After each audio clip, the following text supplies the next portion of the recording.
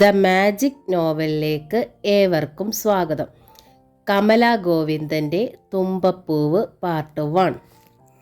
ടൗണിലെ ഏറ്റവും വലിയ fabrics, up to date fashion ആദ്യം എത്തുന്ന കട, ലേറ്റസ്റ്റ് ഡിസൈൻ നോക്കുന്ന ഏവരും കയറുന്ന കടയാണിത്. ആ കടയിലാണ് ജയശങ്കറും ജയക്കുട്ടനും അനുജത്തി ശ്രീകുട്ടിയെയും കൊണ്ടെത്തിയത്. വിവാഹത്തിനുള്ള ഡ്രസ്സ് എടുക്കാൻ വേണ്ടിയാണ് ആ വരവ്. ശ്രീകുട്ടിയുടെ വിവാഹമാണ് ഇന്നേക്ക് കൃത്യം 10-ാം ദിവസം. അവൾക്ക് വിവാഹദിനത്തിൽ ഉടുക്കാനുള്ള സാരിയും അതിനോടനുബന്ധിച്ച ഡ്രസ്സുകളും വേണം. അതുകൂടാതെ കുറേ സാരികളും ഡ്രസ്സുകളും അവൾക്ക് തന്നെ എടുക്കുകയും വേണം. 19 വയസ്സുള്ള അവൾ നാളിതുവരെ തമാശയ്ക്ക് പോലും സാരി ധരിച്ചിട്ടില്ല എന്നതാണ് സത്യം. അവൾക്കായി സാരി വാങ്ങിച്ചിട്ടുമില്ല. പട്ടുപാവാടയും ബ്ലൗസുമാണ് അവളുടെ ഇഷ്ടപ്പെട്ട വേഷം. കൂടാതെ ചുരിദാർ, മിഡിയും ടോപ്പും അങ്ങനെയുള്ള ഫാഷൻ ഡ്രസ്സുകളാണ് അവളുടെ പ്രിയപ്പെട്ട ചേട്ടന്മാർ അവൾക്കായി സെലക്ട് ചെയ്യാറുള്ളതും. വിവാഹ നിശ്ചയം നടന്ന ദിവസത്തിലും അവൾ ധരിച്ചിരുന്ന ഡ്രസ്സ് ചുരിദാർ ആയിരുന്നു താനും. സാരിയേക്കാൾ കുഞ്ഞു പെങ്ങൾക്ക് ഇണങ്ങുന്ന വേഷം ഇത്തരത്തിലുള്ളവയാണ് എന്നാണ് ജയശങ്കറും ജയക്കുട്ടനും വാദിക്കുക. ഒരു പക്ഷേ കുഞ്ഞു പെങ്ങൾ കുഞ്ഞായി തന്നെ ഇരിക്കുന്നത് കാണാനാവും സ്നേഹനിധികളായ ആ ചേട്ടന്മാരുടെ ആഗ്രഹം. എന്തായാലും ഇനി ആ ആഗ്രഹങ്ങൾക്ക് പരിധിയുണ്ടല്ലോ. ശ്രീകുട്ടി 10-ാം ദിവസം മറ്റൊരാളിൻ്റേതാകുന്നു. ഇനി അയാളുടെ ഇഷ്ടാനിഷ്ടങ്ങൾക്കാണല്ലോ അവൾ മുൻതൂക്കം നൽകേണ്ടതും. അതുകൊണ്ട് തന്നെ സാരികൾ കുറേ വാങ്ങണം. പിന്നെ അവർക്കിരുവർക്കും വേണം. പിന്നെ വാങ്ങേണ്ടത് അച്ഛനും അമ്മയ്ക്കുമാണ്. മൂവരോടൊപ്പം അച്ഛനും അമ്മയും കൂടി വരാം എന്ന് ഏറ്റിരുന്നതാണ്. പക്ഷേ പുലർച്ചെ എണീറ്റപ്പോൾ പതിവില്ലാതെ അച്ഛന് തലവേദന, കോൾഡിൻ്റെ ലക്ഷണം. എന്നാലും സാരമില്ല, എല്ലാവരും ഒരുമിച്ച് പോകാമെന്നവർ മൂവരും ആവുന്നത്ര നിർബന്ധിച്ചതുമാണ്. ഇന്ന് ഞാൻ ഇതും കൊണ്ട് വന്നാൽ അസുഖം കൂടും മക്കളെ, ജനാർദ്ദനൻ സാർ പറഞ്ഞു. റിട്ടയർഡ് ഹെഡ് മാസ്റ്ററാണ് അദ്ദേഹം. ഭാര്യ ജാനകിയും ടീച്ചറായിരുന്നു. കഴിഞ്ഞ വർഷം ടീച്ചറും റിട്ടയറായി.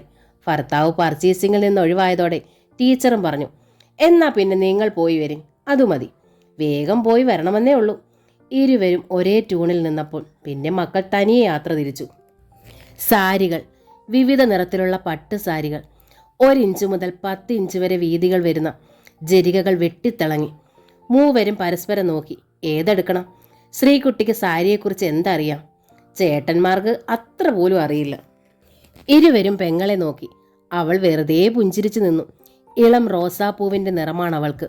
കടഞ്ഞെടുത്ത ശരീരഘടന, നീണ്ടു വിടർന്ന കണ്ണുകൾ, തെല്ലൊടിവുള്ള കറുത്തിരുണ്ട മുടി നിതംബം കവിഞ്ഞുണ്ട്. അല്ലെങ്കിലും ആ ചേട്ടന്മാരുടെ നോട്ടത്തിൽ ആ കുഞ്ഞു പെങ്ങൾ സൗന്ദര്യറാണി തന്നെ. അല്ലെങ്കിൽ പിന്നെ ഒറ്റ നോട്ടത്തിൽ തന്നെ ഒരു ഡോക്ടർ വീണുപോകാൻ തക്ക എന്ത് പ്രത്യേകതയാണ് ജനാർദ്ദനൻ സാറിൻ്റെ വീട്ടിലുള്ളത്? ശ്രീകുട്ടിയുടെ സൗന്ദര്യം മാത്രമാണ് ആ പ്രത്യേകത. ജയശങ്കറും ജയക്കുട്ടനും കൂടി സെയിൽസ്മാൻ്റെ അഭിപ്രായം കൂടി ആരാഞ്ഞു. ഒടുവിൽ സെലക്ട് ചെയ്തു. ചന്ദന നിറം തന്നെ. അരികിൽ 6 ഇഞ്ച് വീതിയിൽ ജരിക. അത് അവളുടെ തോളിൽ വെച്ച് നോക്കി ജോർ. ചേട്ടന്മാർ മനസ്സാ അഭിനന്ദിച്ചു. കണ്ണാടിയുടെ പ്രതിബിംബത്തിൽ നോക്കി ശ്രീകുട്ടിയും പറഞ്ഞു, കൊള്ളാം. പിന്നെ മഴവില്ലിൻ്റെ 7 വർണ്ണങ്ങളും മനസ്സിൽ കരുതി 7 സാരികൾ വേറെ. ജയശങ്കറിനും ജയക്കുട്ടനും വേണ്ടി സെലക്ഷൻ ശ്രീകുട്ടിയായിരുന്നു ഏറ്റെടുത്തത്. മൂവരും കൂടി അച്ഛനും അമ്മയ്ക്കും ഉള്ളതെടുത്തു. ഇനിയുമുണ്ട് കോസ്റ്റ്യൂംസ്, വധുവായി ഒരുങ്ങുന്ന ദിവസത്തേക്കുള്ള അലങ്കാരങ്ങൾ, ചെരുപ്പ് മുതൽ മിഞ്ചിയും ഹിപ് ചെയിനും വരെ. ഇടയ്ക്ക് അവർ ഹോട്ടലിൽ കയറി ആഹാരം കഴിച്ചു. പിന്നെയാണ് കോസ്റ്റ്യൂംസ് വാങ്ങാനായി കയറിയത്. മിനിയാന്നായിരുന്നു ശ്രീകുട്ടിക്ക് വേണ്ടി ആഭരണങ്ങൾ എടുത്തത്. അന്ന് മക്കളുടെ ഒപ്പം ജനാർദ്ദനൻ സാറും ജാനകി ടീച്ചറും ഉണ്ടായിരുന്നു. 85 പവൻ്റെ ആഭരണങ്ങൾ അന്ന് എടുത്തു. ഒരു ഡോക്ടറെ മകൾക്ക് വരനായി സ്വീകരിക്കാൻ തക്ക വരുമാനമൊന്നും ജനാർദ്ദനൻ സാറിനുണ്ടായിട്ടില്ല. പയ്യന് ശ്രീകുട്ടി ഇഷ്ടമായി. പയ്യൻ്റെ മാതാപിതാക്കൾക്കും. സ്ത്രീധനം അങ്ങനൊരു വാക്കേ അവർ മിണ്ടിയില്ല. വിവാഹം നടത്താൻ പറ്റുമോ ഇല്ലയോ അതുമാത്രമേ ചോദിച്ചുള്ളൂ. ജനാർദ്ദനൻ സാർ ആലോചിച്ചു. പറ്റുമോ? പറ്റും. ഉറപ്പ് കൊടുത്തത് ആൺമക്കൾ 2 പേരും കൂടിയാണ്. ഒരു ഡോക്ടറുടെ ജീവിത രീതികൾക്കനുസരിച്ച് നമുക്ക് മുമ്പോട്ട് പോകാൻ പറ്റുമോ മക്കളെ? ജാനകി ടീച്ചറിനും സംശയമുണ്ടായിരുന്നു. എന്താ പറ്റാത്തെ? ജയശങ്കർ തർക്കിച്ചു. അവർ പൊന്നോ പണമോ ചോദിച്ചില്ല. ശരി തന്നെ, പണമായി ഒന്നും കൊടുക്കണ്ടായിരിക്കും. പക്ഷേ പൊന്ന് വേണ്ടത്ര കൊടുക്കണം. നമുക്ക് പാങ്ങുണ്ടോ? ജാനകി ടീച്ചർ ചോദിച്ചു. നമ്മൾ ശ്രമിക്കണം. എത്രയെന്ന് വെച്ചിട്ട്? തുമ്പയിലെ മാലുവിനെ ഒരു ഡോക്ടറെ കൊണ്ട് കെട്ടിച്ചു. 3 ലക്ഷം രൂപയും 101 പവനുമാണ് കൊടുത്തത്. ജയമോൻ അറിയാലോ, ഞാൻ പറഞ്ഞു തരണോ? പണം ചോദിച്ചില്ലല്ലോ അവര്, ജയക്കുട്ടൻ വാദിച്ചു. ഇല്ല കുട്ടാ, പക്ഷെ പൊന്നോ, മാലുവിൻ്റെ അത്രയില്ലെങ്കിലും ഏറെക്കുറെ അതിനടുപ്പിച്ച് കൊടുക്കണം. നമ്മൾ പോയി പയ്യൻ്റെ വീട് കണ്ടതല്ലേ, എത്ര വലിയ വീട്. ആ വീട്ടിലേക്ക് ചെല്ലുന്ന പെണ്ണ് തീർച്ചയായും കഴുത്ത് നിറയെ ആഭരണങ്ങൾ അണിഞ്ഞിരിക്കണം. എന്നാലേ ആ വീടിൻ്റെ അന്തസ്സിന് ചേരൂ. അതാണ് ഞാൻ പറഞ്ഞത് നമുക്കിത് വേണ്ടാന്ന്. അതും ഞാനും അത് തന്നെയാണ് കുട്ടാ പറയുന്നത്. ജനാർദ്ദനൻ സാറും അങ്ങനെ തന്നെ പറഞ്ഞു. എല്ലാ ചർച്ചകളും ശ്രദ്ധയോടെ കേട്ട് അരികിലിരുന്ന ശ്രീകുട്ടിക്ക് മാത്രം ഒരഭിപ്രായവും ഉണ്ടായിരുന്നില്ല. ചേട്ടന്മാർ കുഞ്ഞിപ്പെങ്ങളെ നോക്കി. എന്തു പറയുന്നു ശ്രീകുട്ടി? അവൾ മെല്ലെ ചിരിച്ചു. നിനക്ക് ഈ വിവാഹം നടന്നാൽ കൊള്ളാമെന്നില്ലേ? ജയശങ്കർ ചോദിച്ചു. വല്യേട്ടൻ പറയുന്നത് പോലെ. അവൾ ഹൃദ്യമായി ചിരിച്ചു. അമ്പടി കള്ളി, സോപ്പിടുന്നത് കണ്ടോ? ജയക്കുട്ടൻ അവളെ കളിയാക്കി. ഞങ്ങളിത് വേണ്ടാന്ന് വെക്കും. എന്താ? കുഞ്ഞേട്ടൻ അതാണ് ഇഷ്ടമെങ്കിൽ അങ്ങനെ. ശ്രീകുട്ടിയുടെ മറുപടി അതുതന്നെയായിരുന്നു. ജനാർദ്ദനൻ സാർ മകളെ അരുമയായി തലോടി. തന്നിൽ എളിയവരുമായുള്ള ബന്ധമാണ് നന്ന്. ശ്രീകുട്ടിക്ക് അധികം പ്രായമൊന്നും ആയിട്ടില്ലല്ലോ, 18 കഴിഞ്ഞുള്ളൂ. സമയം ഇനിയും ധാരാളമുണ്ട്, ജാനകി ടീച്ചറും പറഞ്ഞു. പക്ഷെ എല്ലാവരെയും അമ്പരിപ്പിച്ച് ജയശങ്കർ പ്രഖ്യാപിച്ചു, നമ്മൾ ഈ വിവാഹം തന്നെ നടത്തുന്നു, അങ്ങനെ തന്നെ തീരുമാനിക്കുന്നു. എന്താ കുട്ടാ? അവൻ അനിയനോട് ചോദിച്ചു. ചേട്ടൻ്റെ കൈന്മേലടിച്ച് അനിയനും പറഞ്ഞു, അങ്ങനെ തന്നെ. ശ്രീകുട്ടിയുടെ മുഖം പൂ പോലെ വിടർന്നു. അച്ഛനും അമ്മയും അന്താളിപ്പോടെ മക്കളെ നോക്കി. പണ്ടങ്ങൾക്കുള്ള വഴി? അച്ഛൻ്റെ അമ്മയുടെ പെൻഷൻ കാശ് അത്രയും ബാങ്കിലുണ്ടല്ലോ, ജയശങ്കർ പറഞ്ഞു. അതുവ് എല്ലാം കൂടി 1.5 ലക്ഷത്തിനോടടുത്തുണ്ടാവും, ജനാർദ്ദനൻ സമ്മതിച്ചു. പോരാത്തത് കുറച്ച് ഞാനുണ്ടാക്കാം, ജയശങ്കർ ഏറ്റു. ഞാൻ വിചാരിച്ചാലും കുറച്ചുണ്ടാക്കാം, ജയക്കുട്ടനും ഏറ്റു. പോരെ, ഇനി എന്താ വേണ്ടത് എന്നായി ജയശങ്കർ. ബാങ്കിൽ കിടക്കുന്നത് എൻ്റെ മകൾക്ക് മാത്രമുള്ളതല്ല, 3 മക്കൾക്കും കൂടി ഉള്ളതാണ്, ജനാർദ്ദനൻ സാർ പതിയെ പറഞ്ഞു. അച്ഛാ, ഇപ്പോൾ കാര്യം നടക്കട്ടെ. എനിക്ക് അധികം താമസിയാതെ സ്വന്തം കാലിൽ നിൽക്കാറാകും എന്നുറപ്പുണ്ട്. അച്ഛൻ എനിക്കായി അതിൻ്റെ വീതം സൂക്ഷിക്കണ്ട, ജയശങ്കർ പറഞ്ഞു. കുറേ ആശാരിമാരെ വിളിച്ചിരുത്തി ഫർണിച്ചറുകൾ പണി ചെയ്ത് ആവശ്യക്കാർക്ക് എത്തിച്ചു കൊടുക്കുന്ന ഒരു ബിസിനസ് കവലയിൽ തന്നെ തുടങ്ങിക്കഴിഞ്ഞിരിക്കുകയാണ് ജയശങ്കർ. വരുമാനം കിട്ടി തുടങ്ങിക്കഴിഞ്ഞു. അവന് ആത്മവിശ്വാസമുണ്ട്. സെയിൽസ് ടാക്സ് ഓഫീസിൽ ക്ലർക്കാണ് ജയക്കുട്ടൻ. അവനും പറഞ്ഞു, എനിക്കൊരു ജോലിയുണ്ടല്ലോ. അച്ഛൻ ഞങ്ങൾക്കായി ഒന്നും സൂക്ഷിക്കണമെന്നില്ല. ഇപ്പോൾ ഈ കാര്യം നടക്കട്ടെ. ഒരു ഡോക്ടർ ഈ വീട്ടിൽ വരുന്നിടത്തോളം വലുതാണോ നാം മറ്റുള്ളതൊക്കെ? എന്ത് കൊടുത്താലും അത് നമ്മുടെ ശ്രീകുട്ടിക്കല്ലേ, പിന്നെന്താ? ഒടുവിൽ മക്കൾക്ക് മുമ്പിൽ അച്ഛനും അമ്മയും വഴങ്ങി. വിവാഹ സമ്മതം നടത്തി, നിശ്ചയം അങ്ങ് നടത്തി. ഇതാ ഇനി 10 ദിവസം മാത്രം. മെനിയാന്ന് സ്വർണം എടുത്തു. 101 പവൻ തികഞ്ഞില്ലെങ്കിലും അതിനോടടുത്ത തൂക്കമുണ്ട്. 85 പവൻ്റെ ആഭരണങ്ങൾ, പണമാല, സ്റ്റെപ്പ് ചെയിൻ, പാലയ്ക്കാമാല, നെക്ലസുകൾ, ചെയിനുകൾ, വളകൾ, ബ്രേസ്ലെറ്റുകൾ, മോതിരങ്ങൾ, അങ്ങനെ. ജനാർദ്ദനൻ സാർ പണം ബാങ്കിൽ നിന്നെടുത്തു. ജയക്കുട്ടൻ തൽക്കാലം എങ്ങും കടം വാങ്ങാൻ കൂട്ടാക്കിയില്ല. മറ്റൊരു അഡ്ജസ്റ്റ്മെൻറ്റ് ചെയ്തു. അവന് വേണ്ടി ജനാർദ്ദനൻ സാറും ജാനകിയും കൂടി ഒരു പെൺകുട്ടിയെ കണ്ട് തീരുമാനിച്ചിരുന്നു, രാധ. ശ്രീകുട്ടിയുടെ വിവാഹം നടന്നാലുടനെ അതുമുണ്ടാകും. 50,000 രൂപയും 25 പവനുമാണ് സ്ത്രീധനം. രാധയുടെ അച്ഛനെ കണ്ട് ജയശങ്കർ കാര്യം പറഞ്ഞു. 50,000 രൂപ സ്ത്രീധനം മുൻകൂർ വാങ്ങി അച്ഛനെ ഏൽപ്പിച്ചു. ജയക്കുട്ടന് പക്ഷേ അങ്ങനൊരു അഡ്ജസ്റ്റ്മെൻറ്റിന് വഴിയില്ല. ഓഫീസിൽ തന്നെയുള്ള സഹപ്രവർത്തക ചിത്രലേഖയാണ് അവന് നോട്ടം. ശ്രീകുട്ടിയുടെയും ജയശങ്കറിൻ്റെയും ഊഴം കഴിയാനാണ് അവരുടെ കാത്തിരിപ്പ്. ചിത്രലേഖയ്ക്ക് ജോലിയുണ്ടല്ലോ. അല്പസ്വല്പം പൊന്നു മാത്രം തരാമെന്നാണ് ചിത്രലേഖയുടെ അച്ഛൻ്റെ കച്ചവട കണ്ണ്. അതുകൊണ്ട് തന്നെ ജയക്കുട്ടന് പലരോടും കടം മേടിക്കേണ്ടതായും ലോൺ എടുക്കേണ്ടതായും വന്നു. എങ്ങനെയായാലും അവനും പണമുണ്ടാക്കി. ആഭരണം എടുക്കുന്ന ദിവസം തന്നെ അച്ഛനെ ഏൽപ്പിച്ചു. ഇപ്പോഴിതാ ഡ്രസ്സ് എടുക്കാനും പണമുണ്ടാക്കി. ഇനി കല്യാണവും ഏറ്റവും മോടിയായിട്ട് നടത്തും. സാധിക്കുമെങ്കിൽ 10 ദിവസത്തിനുള്ളിൽ 16 പവൻ വാങ്ങി 101 പവൻ തികച്ച് പെങ്ങളുടെ കഴുത്തിലിട്ട് വിവാഹമണ്ഡപത്തിൽ ഇറക്കി നിർത്തണം എന്നാണ് ചേട്ടന്മാരുടെ ആഗ്രഹവും.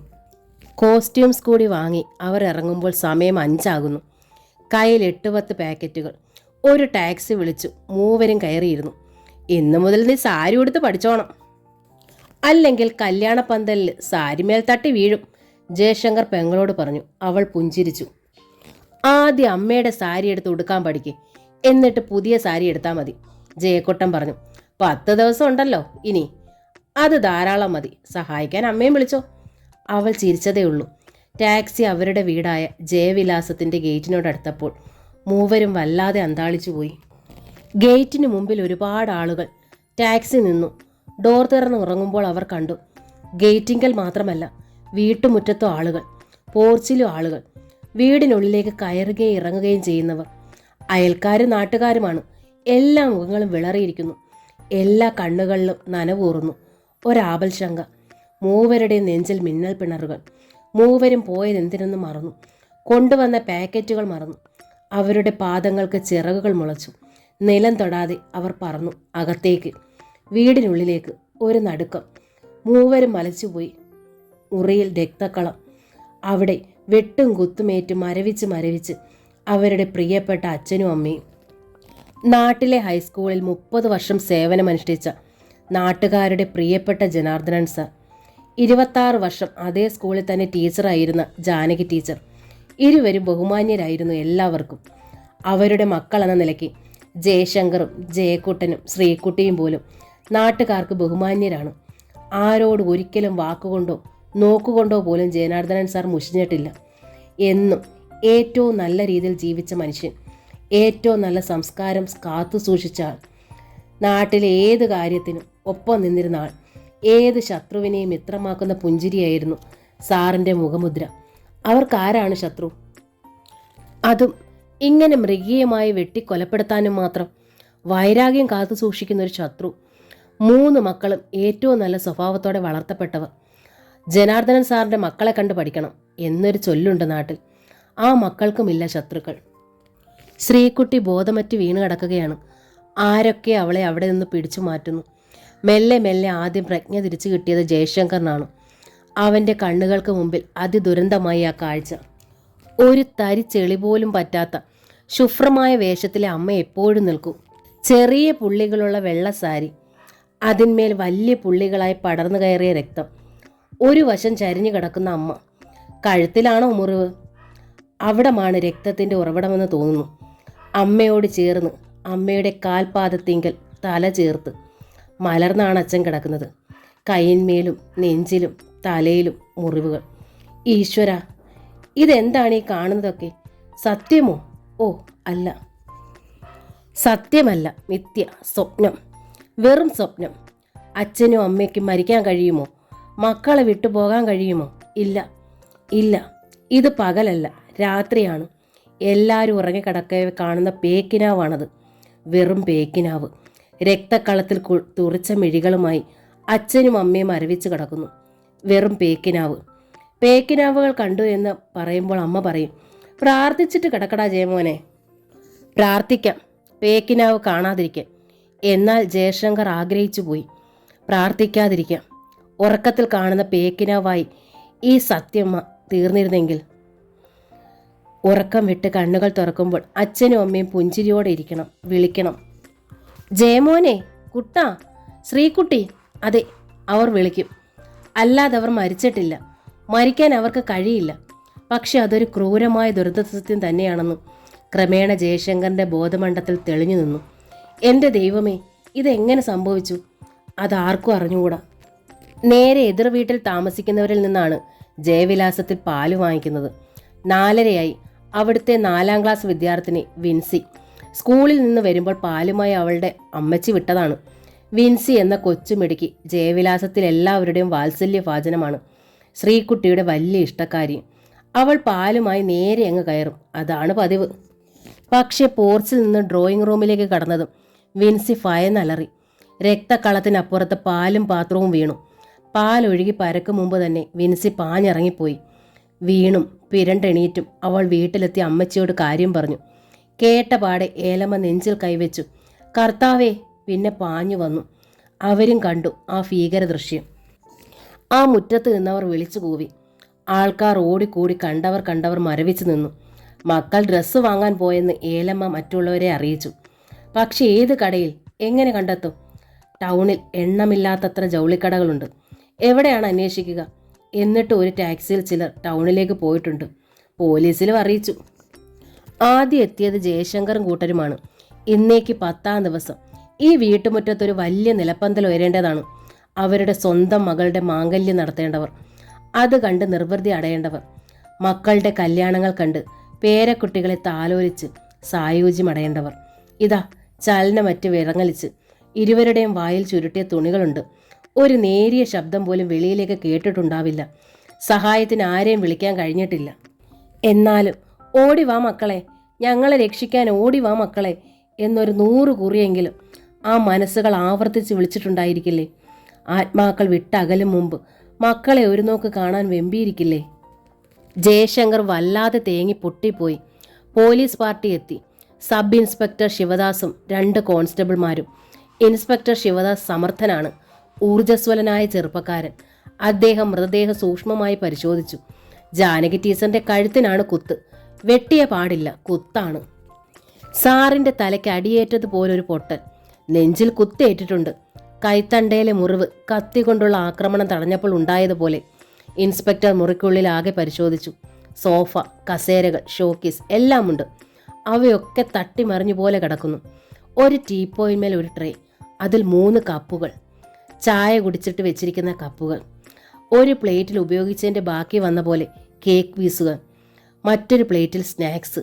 ആരോ ഇവിടെ വന്നിട്ടുണ്ട്. ഇവർക്ക് പരിചിതർ, പ്രിയപ്പെട്ടവർ, കാപ്പിയും പലഹാരങ്ങളും കൊടുക്കാൻ അർഹതപ്പെട്ടവർ, കഴിക്കാൻ മടി കാട്ടേണ്ടാത്തവർ. ആരാണവർ? 2 പേരെ ഒരേ സമയത്ത് ആക്രമിക്കണമെങ്കിൽ 1-ലധികം പേർ വേണം. 3 കപ്പുകൾ. വീണ്ടും ശ്രദ്ധിച്ചപ്പോൾ ഇൻസ്പെക്ടർ ശിവദാസ് കണ്ടു. മറിഞ്ഞു കിടക്കുന്ന കസേരയ്ക്കപ്പുറത്ത് തുറന്നു കിടക്കുന്ന മട്ടിലൊരു ആൽബം. ആൽബത്തിന്റെ തുറന്ന പേജിൽ ചീറ്റി വീണ രക്തത്തിന്റെ തുള്ളികൾ ഉണങ്ങിയിരിക്കുന്നു. മഹസർ എഴുതി കഴിഞ്ഞതും ബോഡികൾ 2 ആംബുലൻസിൽ കയറ്റി പോസ്റ്റ്മോർട്ടത്തിനായി വിട്ടു.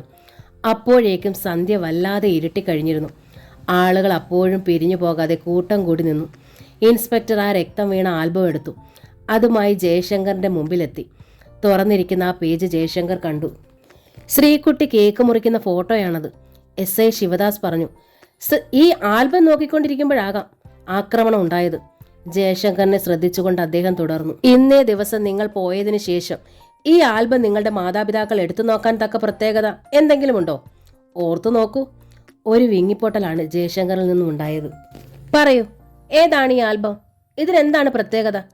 ഈ പേജിലുള്ള ഫോട്ടോയ്ക്ക് എന്തെങ്കിലും പ്രത്യേകതകളുണ്ടോ? ചോദിക്കുന്നതിനിടയിൽ തന്നെ ആ പേജ് കളയാതെ SI ആൽബത്തിൻ്റെ മുൻഭാഗത്തേക്ക് ശ്രദ്ധിച്ചു. അവിടെ എഴുതിയിരിക്കുന്നത് വായിച്ചു. 19th birthday of Jayasree, celebrated on 6th October 1987. അതിമനോഹരമായി ആ ആൽബത്തിൻ്റെ ആദ്യ പേജിൽ എഴുതി ചേർത്തിരിക്കുകയാണ്, photo by Hariprasad, studio near temple. Inspector കണക്ക് കൂട്ടി നോക്കി. ഇന്ന് ഡേറ്റ് 14. ഈ ബർത്ത്ഡേ നടന്നിരിക്കുന്നത് 8 ദിവസം മുമ്പ്. ഈ ആൽബം പുതിയതാണല്ലേ? ജയശങ്കർ തലയാട്ടി. ഇന്നാണോ കിട്ടിയിരിക്കുന്നത്? ആയിരിക്കണം. ജയശങ്കർ ശബ്ദം വീണ്ടെടുക്കാൻ ശ്രമിച്ചു. എന്ന് വെച്ചാൽ ഞങ്ങൾ ഇവിടെ ഉണ്ടായിരുന്നില്ല. ജൗളി എടുക്കാൻ പോയിരുന്നു അല്ലേ? ജയശങ്കർ മിണ്ടിയില്ല. ഈ ആൽബം നോക്കിക്കൊണ്ടിരിക്കവെയാണ് സംഭവം. മുഴുവൻ നോക്കിക്കഴിഞ്ഞില്ല എന്ന് കരുതാം.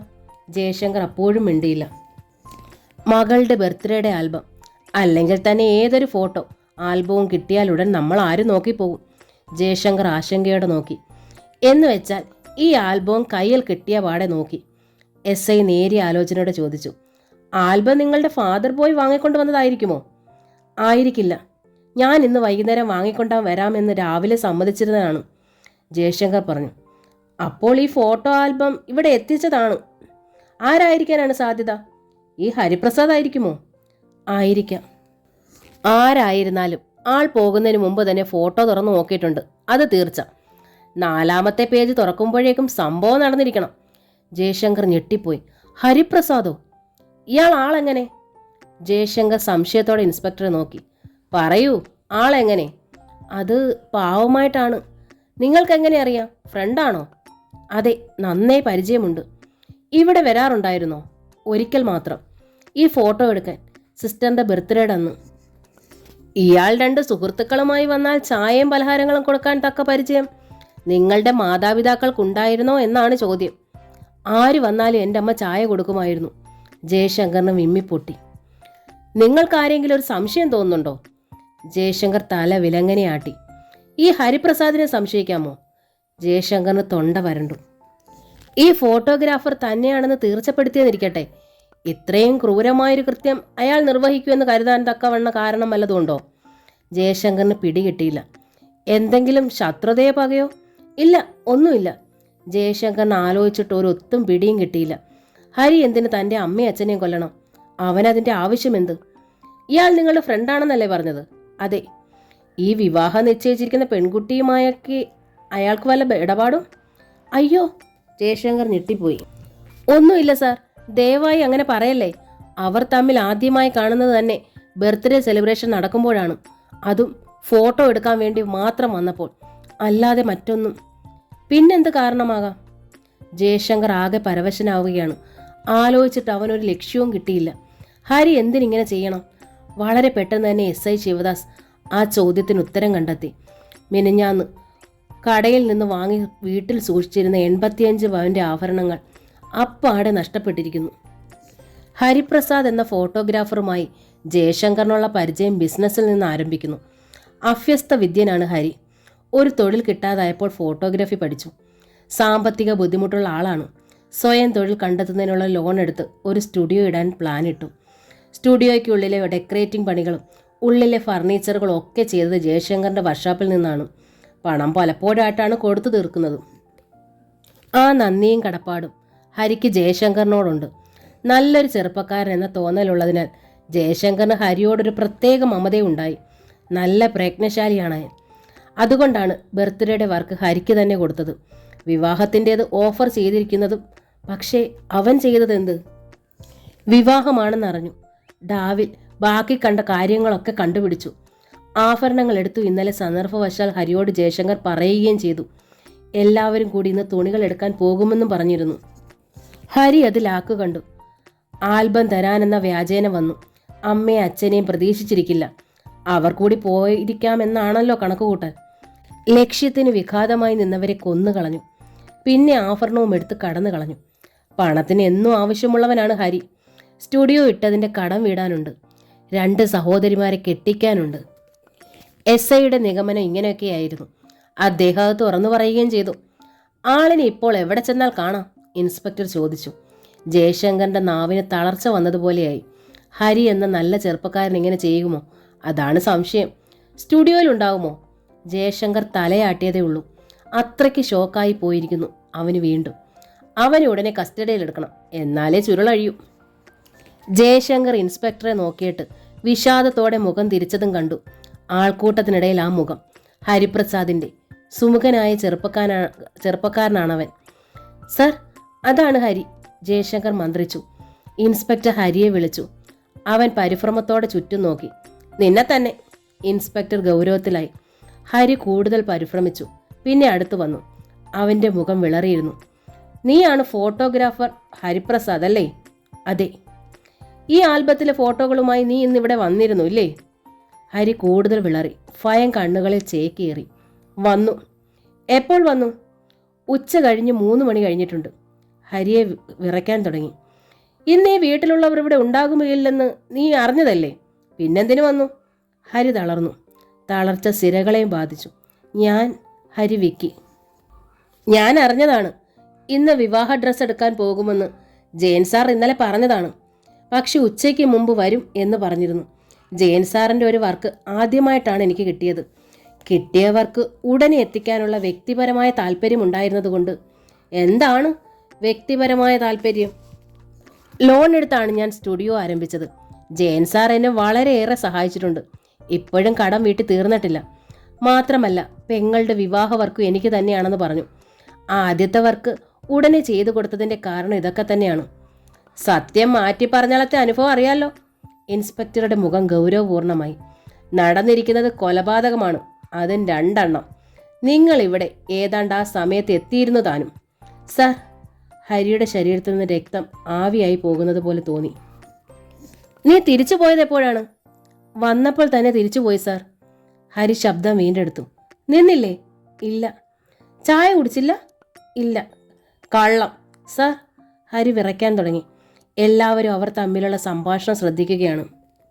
ഞാൻ അപ്പോഴേ പോയി. ഇപ്പോൾ സ്റ്റുഡിയോയിൽ വന്ന് ജയൻ സാറിൻ്റെ അച്ഛനും അമ്മയും മരിച്ചെന്ന് ഒരാൾ പറഞ്ഞു. ഞാൻ ഓടി വരികയായിരുന്നു.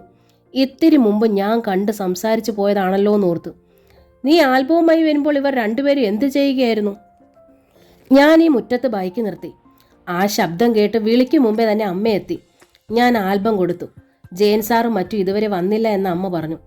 അകത്തേക്ക് കയറുന്നില്ലേ എന്ന് അമ്മ ചോദിച്ചു. ഇല്ലെന്ന് പറഞ്ഞു.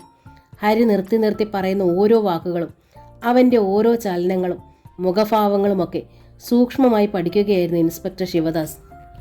2 പേരെ കൊന്ന കൊലയാളി, 85 പവൻ്റെ ആഭരണം മോഷ്ടിച്ച കൊള്ളക്കാരൻ, അങ്ങനെ ഒരാളെയാണ് തേടുന്നത്. അത് ഇവനും കൂട്ടാളികളുമാണോ എന്നറിയണം. ഇൻസ്പെക്ടർക്ക് തോന്നി അവനായിരിക്കില്ലെന്ന്. മുഖഭാവവും സംസാരവും അത് തെളിയിക്കുന്നു. പക്ഷേ പഠിച്ച കള്ളന്മാരും ഇങ്ങനെയാണ്, നിരപരാധികളാണെന്നേ കണ്ടാൽ തോന്നും. ജയശങ്കറും അവനെ ശ്രദ്ധിക്കുകയാണ്. തൻ്റെ പ്രിയപ്പെട്ട അച്ഛനെയും അമ്മയും ഇവനാണോ കൊല ചെയ്തത്? അതും മൃഗീയമായിട്ട്. കടവും വായ്പയും വാങ്ങി സ്വരുക്കു കൂട്ടിയ 85 പവൻ്റെ ആഭരണവും ഇവനാണോ എടുത്തത്? ആണോ? അച്ഛൻ്റെ അമ്മയുടെ ഒരു ജീവിതകാല സമ്പാദ്യം മുഴുവനും ആ ആഭരണങ്ങളിലുണ്ട്. തൻ്റെ ജീവിതം ഒരു പെണ്ണിന് വിവാഹ കരാറിൽ തീരെഴുതിയ പണം അതിലുണ്ട്. അനിയൻ ബ്ലേഡിൽ നിന്ന് വാങ്ങിയ പണവുമുണ്ട്. അവൻ എത്ര കാലം പാടുപെട്ടാലാണ് അത് വീട്ടിയെടുക്കുക? ആ ആഭരണങ്ങൾ തിരിച്ചു കിട്ടിയില്ലെങ്കിൽ വിവാഹം, ശ്രീകുട്ടിയുടെ ഭാവി. തലയ്ക്കുള്ളിൽ വല്ലാതെ പെരുക്കുന്നു, വല്ലാതെ തളരുന്നു. ജയശങ്കർ വീണ്ടും തറയിലേക്ക് തളർന്നിരുന്നു, ഭിത്തിമേൽ ചാരി. എല്ലാ കണ്ണുകളിലും സഹതാപവും സങ്കടവും. ഇൻസ്പെക്ടർ പക്ഷേ ഹരിപ്രസാദിനെ ചോദ്യം ചെയ്തുകൊണ്ടിരിക്കുകയായിരുന്നു. എന്തുകൊണ്ട് നിങ്ങൾ അകത്തേക്ക് കയറിയില്ല? എനിക്ക് തിരക്കുണ്ടായിരുന്നു സ്റ്റുഡിയോയിൽ. എന്തിന് ഞാൻ മാത്രമേ ഉണ്ടായിരുന്നുള്ളൂ. തനിക്ക് ചായ തന്നില്ലേ? ചായ കുടിക്കാമെന്ന് പറഞ്ഞപ്പോൾ ഞാൻ വേണ്ട എന്ന് പറഞ്ഞു. ഹരി പറഞ്ഞു. കാരണം? ഇൻസ്പെക്ടറുടെ കണ്ണുകൾ കുറുകി. ഞാൻ ഊണ് കഴിച്ച് വരുന്ന വഴിയാണ്. മാത്രമല്ല അകത്ത് ഗസ്റ്റ് ഉണ്ടായിരുന്നു എന്ന് മനസ്സിലായി. ഞാൻ ശല്യപ്പെടുത്തണ്ടെന്ന് കരുതി. ഗസ്റ്റ്? അതെ, ജയൻ സാറിൻ്റെ അച്ഛനുമായി അവർ സംസാരിക്കുന്നുണ്ടായിരുന്നു അകത്ത്. മുറ്റത്ത് കാറും ഉണ്ടായിരുന്നു. കാർ? പുതിയ അറിവായിരുന്നു അത്. ജയസൂര്യൻ്റെ ഫ്രണ്ട്സ് ആണെന്ന് അമ്മ പറഞ്ഞു. ഡോക്ടേഴ്സ് ശ്രീകുട്ടിയെ കാണാൻ വന്നതാണെന്നും പറഞ്ഞു. ആരാണ് ജയസൂര്യൻ? ഹരിപ്രസാദ് ജയശങ്കറെ നോക്കി. ജയശങ്കർ അമ്പരപ്പാർന്നു നോക്കി. ശ്രീകുട്ടിയെ കെട്ടാൻ പോകുന്ന പയ്യൻ്റെ പേരാണല്ലോ ഹരി പറഞ്ഞത്. പറയൂ. SI ജയശങ്കറെ നോക്കി. ആരാണ് ജയസൂര്യൻ? അതാ സിസ്റ്റർ വിവാഹം ചെയ്യുന്ന പയ്യനാണ് ഡോക്ടർ ജയസൂര്യൻ. വിവാഹം ഇത്ര അടുത്തപ്പോൾ വന്നതെന്തിന്? അറിയില്ല എന്നവൻ തലയാട്ടി. വരുമെന്നറിയിച്ചിരുന്നോ? ഇല്ല എന്ന തലയാട്ടൽ. വരിക പതിവുണ്ടോ? ഫ്രണ്ട്സ് മൊത്തം 2 തവണ വന്നിട്ടുണ്ട്. SIയുടെ മുഖത്ത് ദൃഢത, നെറ്റിമേൽ ചുളിവ്. ചായക്കോപ്പുകളും പ്ലേറ്റുകളും ആർക്കെന്നുള്ളത് പിടികിട്ടുന്നു. പക്ഷെ ജയസൂര്യൻ കൂട്ടുകാരുമൊത്ത് എന്തിനാ താൻ വിവാഹം ചെയ്യുന്ന പെൺകുട്ടിയുടെ ആഭരണം മോഷ്ടിക്കണം? 10 ദിവസം കഴിഞ്ഞാൽ സ്വന്തമാകുന്ന സ്വത്ത് 10 ദിവസം മുമ്പ് മോഷ്ടിക്കണോ? അതും ക്രൂരമായ 2 കൊലപാതകങ്ങൾ നടത്തിയിട്ട്. ഒട്ടും സാധ്യതയില്ലാത്ത കാര്യം. ഇൻസ്പെക്ടർ ഹരിക്ക് നേരെ തിരിഞ്ഞു. നിങ്ങൾ അവരെ കണ്ടോ? ജയസൂര്യൻ അവരോടൊപ്പം ഉണ്ടായിരുന്നോ? ശ്രദ്ധിച്ചോ? ഇല്ല, ഞാൻ പോർച്ചിൽ നിന്ന് ആൽബം കൊടുത്തതേ ഉള്ളൂ. എനിക്ക് ധൃതിയുണ്ടായിരുന്നു. മാത്രമല്ല ജയസൂര്യനെ എനിക്ക് പരിചയമില്ല. എനിവേ, ഇൻസ്പെക്ടർ പറഞ്ഞു, മറ്റ് തെളിവുകളൊന്നും മറ്റാരെയും ചൂണ്ടിക്കാട്ടുന്നില്ലെങ്കിൽ ഈ ഒരൊറ്റ ആൽബം മതി നിങ്ങളെ അറസ്റ്റ് ചെയ്യാൻ. Mind it. ഹരിയുടെ കണ്ണുകളിൽ വീണ്ടും ഭീതിയായി. അഭയത്തിനെന്നോണം അവൻ ജയശങ്കറെ നോക്കി. എങ്ങും നോട്ടമെത്താതെ, ഒന്നും ചിന്തയിൽ നിൽക്കാതെ ഉഴറുകയായിരുന്നു ജയശങ്കർ. സർ, ജയശങ്കർ പതിയെ പറഞ്ഞു. ജയസൂര്യനൊപ്പം ഉണ്ടായിരുന്നിരിക്കണം. ഇതിനു മുമ്പ് ഫ്രണ്ട്സ് വന്നപ്പോഴൊക്കെ ജയസൂര്യനൊപ്പം ഉണ്ടായിരുന്നു. തീർച്ചയായും ഉണ്ടായിരുന്നിരിക്കണം. അതാണല്ലോ മര്യാദ. ഇൻസ്പെക്ടറും ശരിവെച്ചു. അപ്പോൾ പിന്നെ? ജയശങ്കർ നിർത്തി. കൊലപാതകം നടത്തിയത് ആരെന്ന് അല്ലേ? ഇൻസ്പെക്ടർ ചോദിച്ചു. ജയശങ്കർ നിസ്സഹായനായി നോക്കി. ഈ വീടുമായി പരിചയമുള്ളവർ, ഈ വീട്ടിലെ ഓരോന്നും കൃത്യമായി അറിയാവുന്നവർ, അവരാരെന്ന് കണ്ടെത്തണം. ആർക്കുമാകാം, ആർക്കും. ഇൻസ്പെക്ടർ അവരെ കടന്ന് വരാന്തയിലേക്ക് ഇറങ്ങി. ഹരി ജയശങ്കറിൻ്റെ കരം കവർന്നു. അതീവ ദയനീയതയോടെ യാചന നിറഞ്ഞ മിഴികൾ ഉയർത്തി നോക്കി. അവനൊന്ന് തേങ്ങി. സർ, ഞാൻ... ജയശങ്കർ അവൻ്റെ കൈപ്പത്തിയിൽ പിടിച്ചൊന്നമർത്തി. വെറുതെ, അർത്ഥമില്ലാത്തൊരു ചലനം മാത്രം. നേട്ടങ്ങൾ, ഇന്ന് വരെ നയിച്ച ജീവിതത്തിൽ നേട്ടങ്ങളേ ഉള്ളൂ. ഓർമ്മിക്കാൻ സുവർണ സ്മരണകളേ ഉള്ളൂ. തൊടുന്നതെല്ലാം പൊന്നാക്കുന്ന സന്തോഷ തിമിർപ്പേ ജയശങ്കർ അനുഭവിച്ചിട്ടുള്ളൂ. പക്ഷേ ഇന്ന് ഒറ്റ നിമിഷം കൊണ്ട് നഷ്ടം, നഷ്ടങ്ങൾ. 85 പവനാണ് നഷ്ടം. പെങ്ങളുടെ ജീവിതമാണ് നഷ്ടം. അതിലപ്പുറം ഇങ്ങനെ വരാനാവാത്ത വിധം അച്ഛനും അമ്മയും നഷ്ടമായി. ക്രൂരമായി, അതിക്രൂരമായി. നടുക്കടലിലും കാറ്റിലും കോളിലും ഒക്കെ പെട്ടാലും ഒരു നേരിയ കുലുക്കം പോലുമില്ലാതെ ഈ വീടിനെ അമരത്തിരുന്ന് നയിച്ചവർ. അവർക്ക് പിന്നാലെ പോയിട്ടേ ഉള്ളൂ മക്കൾ. ജയശങ്കർ തിരിഞ്ഞു നോക്കി. പോലീസ് നടപടികൾക്ക് വിധേയരായിക്കൊണ്ടിരിക്കുന്ന വിറങ്ങലിച്ചു കഴിഞ്ഞ ആ ശരീരങ്ങൾ, ഒരു തരിപ്പ്, ഒരു വിങ്ങൽ. എൻ്റെ അമ്മോ, എൻ്റെ അച്ചോ, ഞാനിനി എന്ത് ചെയ്യണമെന്നൊന്ന് പറഞ്ഞു തരണേ. ജയശങ്കർ പൊട്ടി തുറന്നൊരു കരച്ചിൽ. ഭിത്തിയിൽ മുഖമിട്ടുരട്ടി വലിയ വായിലെ നിർത്താനാവാതെ കരയുകയാണവൻ. എല്ലാ കണ്ണുകളും അവന് നേരെ നീണ്ടു. ആ കണ്ണുകളാകെ നനവ് പടർന്നു. SI നാട്ടുകാരെ ചോദ്യം ചെയ്യുകയായിരുന്നു. നേരെ എതിർ വീട്ടിലെ കുട്ടിയാണ് പാല് കൊണ്ടുവന്നത്, വിൻസിമോൾ. അവളെ ചോദ്യം ചെയ്തു. അവളുടെ അമ്മ ഏലമ്മ പറഞ്ഞു, ശരിയാ സാറേ, ഉച്ച കഴിഞ്ഞപ്പോൾ ഒരു കാർ വന്ന് നിൽക്കണ കണ്ടു. 2-3 ചെറുപ്പക്കാർ പിള്ളേർ ഇറങ്ങി അകത്തേക്ക് ചെല്ലണതും കണ്ടു. ഇവിടുത്തെ കുട്ടിയെ വിവാഹം ചെയ്യാൻ പോകുന്ന പയ്യനെ നിങ്ങൾ കണ്ടിട്ടുണ്ടോ? ഇൻസ്പെക്ടർ ചോദിച്ചു. പിന്നെ, ഞങ്ങൾ സംസാരിച്ചിട്ടുണ്ട്. നല്ല പയ്യനാ. ഡോക്ടറാന്നുള്ള ഒരു പദവിയും കാട്ടൂല. ആ പയ്യൻ ഇന്ന് വന്നവരുടെ കൂടെ ഉണ്ടായിരുന്നോ? അയ്യോ, അതറിയത്തില്ല സാറേ. വീടുമായി ഇത്രയും ദൂരമില്ലയോ? അകത്തോട്ട് കയറിപ്പോകുന്നത് കണ്ടു. പുറകുഭാഗമാ കണ്ടതും. അവരെപ്പോൾ തിരിച്ചുപോയി? അതൊന്നും എനിക്കറിയില്ല സാറേ. കൊട്ടയെടുത്തോണ്ട് ഞാൻ പുല്ല് പറിക്കാൻ പോയി പശുവിന് കൊടുക്കാൻ. ഇവിടെ ഒരു ബൈക്ക് വന്ന് നിൽക്കുന്ന നിങ്ങൾ കണ്ടോ? ഇല്ല സാറേ. പക്ഷേങ്കിൽ ഞാൻ പുല്ല് പറിച്ചുകൊണ്ട് നിന്നപ്പോൾ ഒരു മോട്ടോർ സൈക്കിളിൻ്റെ ശബ്ദം കേട്ടു. ഇവിടെ കാണോ വന്നതെന്ന് അറിയത്തില്ല.